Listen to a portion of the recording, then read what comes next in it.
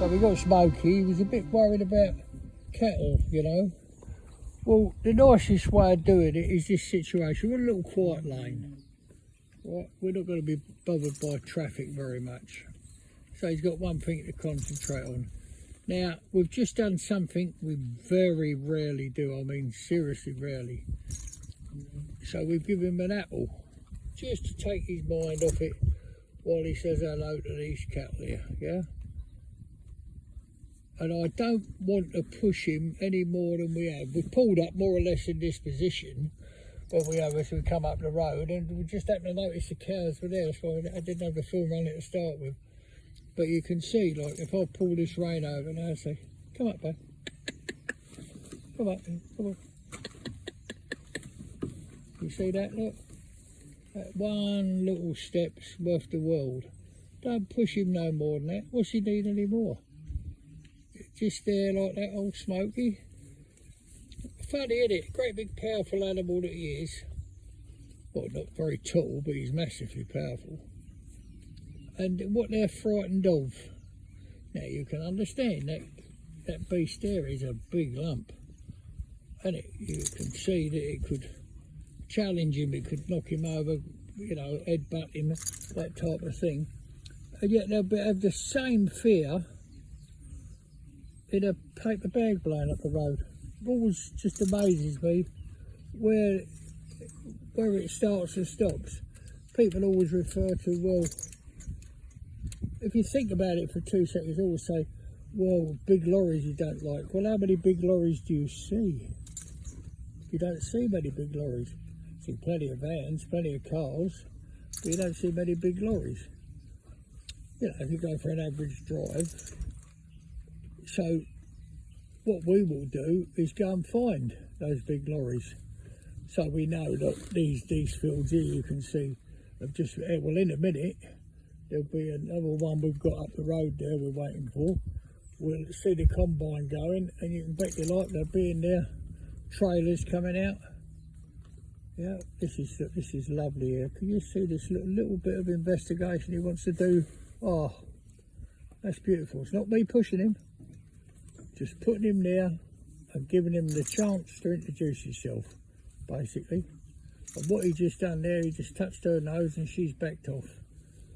Oh, my little baby boy. But you got to try and see the world through their eyes if you can. You see now, he's inquisitive enough. It's enough magnet to draw him to sniff one, yeah? But the beautiful thing with a little word like this, you've got one just moving up along the fence here, yeah? It's just moving up there just to see what's going on, really. So its place in the herd is lower down than these cattle here. So it's just stretching its neck and having a look like that. And if they back off a little bit, he'll move, or she'll move forward to have a look at him. But see there, look. Now that is absolutely beautiful. I've never touched a rein, never asked him to come up. And here they are, just sniffing one another. That's so lovely. To me, you see his little tongue coming out.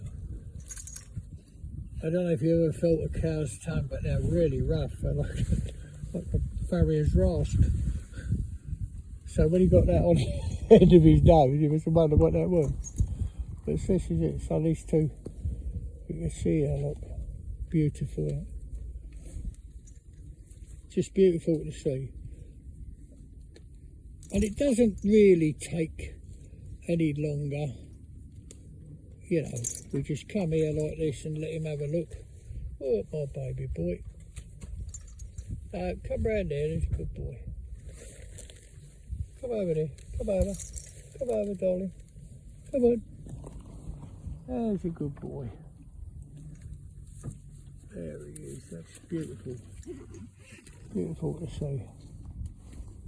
I'll let him have his rein back like this so he can. He's drawn by this bit of grass, obviously that's a magnet, but this effer's a magnet to him as well, and that's good.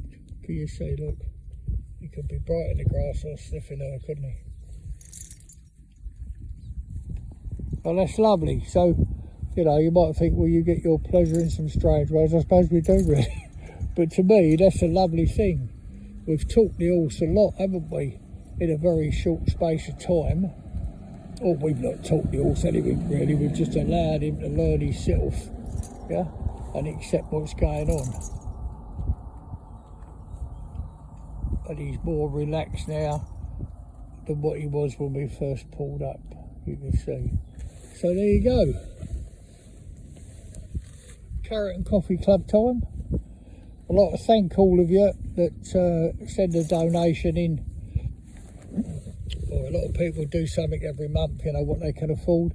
And it now allows us to spend time making these films, you know, because people find them interesting, and if it helps you with breaking your own horse, then that's lovely. That's what it's all about.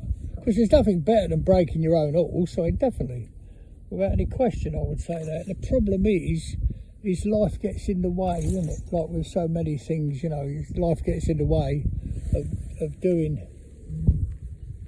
Oh.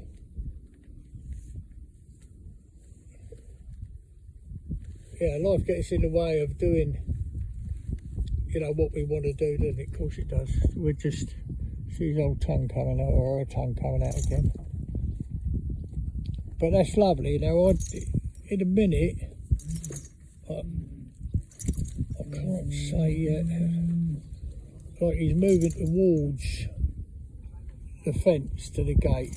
He's not moving away, so he's quite happy to be in this close proximity to these cattle, which is what we were looking for when we come down the road. So couldn't really ask for more than that, could I? So yeah, that's lovely. But just saying again, thank you very much for everybody that sends a donation or pays something a month, a cup of coffee a month or whatever people decide to do. We don't have a set figure. People just help themselves, you know, and do what they want to do. But if you're breaking your own horse, there's nothing nicer. The problem is life gets in the way, and when you keep getting these gaps, you've got to go to work, the weather's not with you, that weekend something else is happening. That's the problem, because often, or majority of times, I would say quite a big percentage of time, the consistency of working a horse to train it, you know, the fact that you can do it every day like we do, because it's our job, isn't it? So obviously we can do it. We can do it 7 days a week.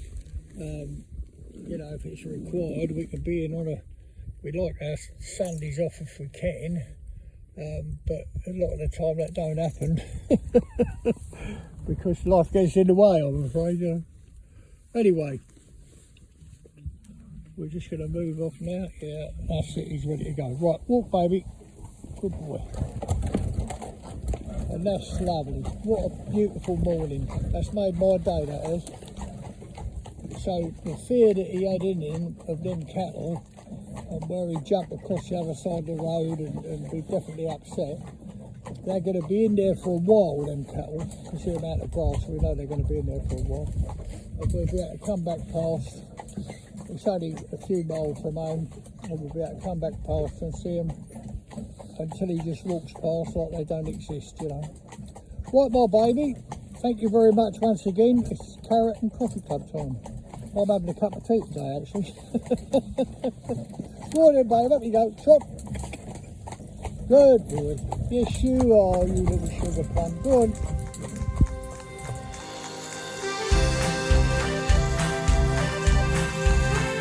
There's a smile on my face every time I hear that sound.